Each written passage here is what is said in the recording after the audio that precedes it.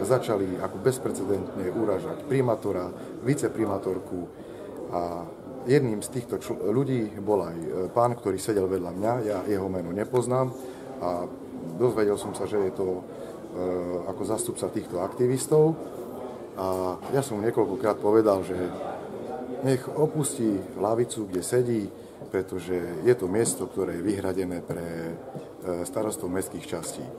Asi po 3. alebo 4. upozornení mi povedal, neviem, či to mám povedať, alebo nie, tie vulgarizmy, ale napadol moju osobu verbálne.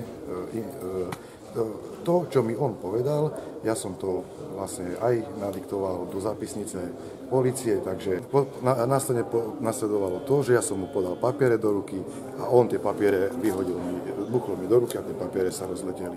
Takže vlastne toto sa udialo celé. Ja nepoznám pána Ďurďeviča, neviem, nevšimol som si, nepoznám ho, takže neviem sa k tomu vyjadriť. Áno, nemal tam čo robiť, súhlasím s tým. Ak nebol starosta, neviem teda k tomu zaujať stanovisko.